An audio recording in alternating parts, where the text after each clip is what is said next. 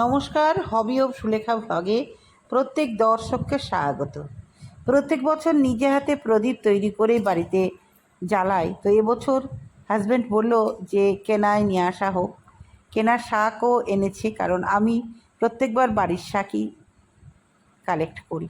তো যাই হোক, এবছরটা একটু আলাদা হচ্ছে। প্রত্যেক বছর যে একই হবে তার কোনো মানে নেই।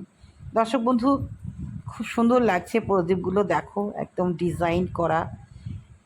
প্রথমে প্রদীপে পরিষ্কার করে নিয়ে তারপরে গঙ্গা জল ছিটিয়ে এর মধ্যে সলতে দিতে হয়। সলতে মানে তুলোকে ভালো করে পাকিয়ে দুটো করে দিতে হয়, দিয়ে তারপরে তেল দিতে হয়। একদম 75 ভাগ তেল দিয়ে দিতে হবে। তারপরে গোলা, সিঁদুর, চন্দন প্রদীপের গায়ে দিয়ে দিতে হবে এবং প্রত্যেকটা প্রদীপের মধ্যে তেল ঢেলে পূর্ণ করে সুন্দর করে আগে গুছিয়ে নিয়ে তারপরে প্রদীপগুলোকে জ্বালিয়ে নিয়ে একটা একটা করে একদম যথাস্থানে স্থাপন করতে হবে। দর্শক বন্ধু, এবার আমি রেডি করে ছেলেকে দিয়ে প্রদীপটা ধরিয়ে নিয়েছি। আমার ছেলেকেও একটু একটু করে শেখাচ্ছি, আমার বয়স হচ্ছে তো, তাকেও তো করতে হবে।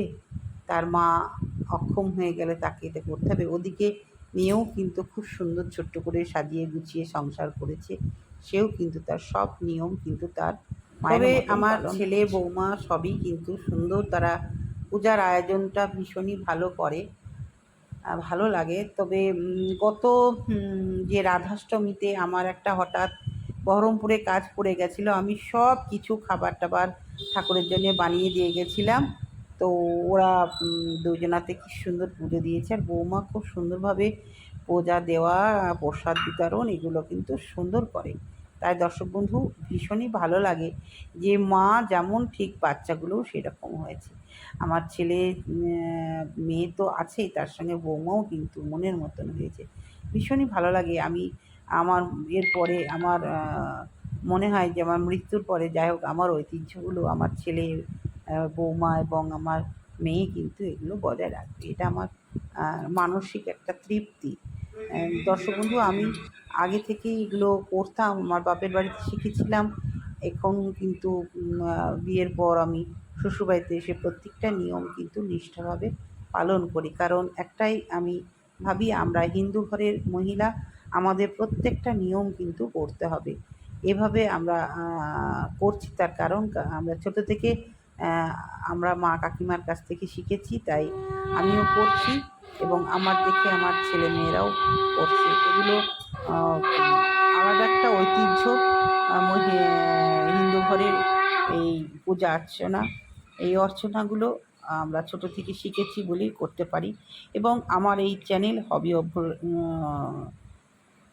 সুলেখা ভ্লগ চ্যানেলের মাধ্যমে আমার পারিবারিক সব উৎসবগুলোই তুলে ধরার চেষ্টা করি। দর্শক বন্ধু, এটা এসেছে একদম জলে জ্বলছে, আশ্চর্য, তেলে জলে, ইলেকট্রিকে জলে। এখন নতুন একটা এনেছে আজকে আমার কর্তা, জলে জ্বলছে। সত্যি এটা আমার কাছে একটা নতুনত্ব লাগলো যে জলে জ্বলছে। এটা সত্যিই একটা নতুন আবিষ্কার। যিনি আবিষ্কার করেছেন একদম তাকে আমি কী বলবো, 100% অনেক শুভেচ্ছা জানাচ্ছি, যে এটা একটা অভিনব।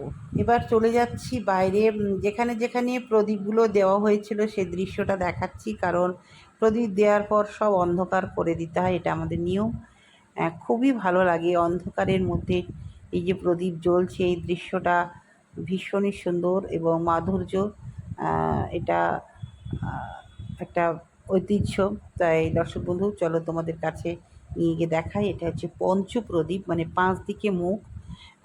এটা একদম মাঝখানে রাখতে হয়, যেহেতু আমার উঠান নাই তাই ছাদের মাঝখানে রেখেছি।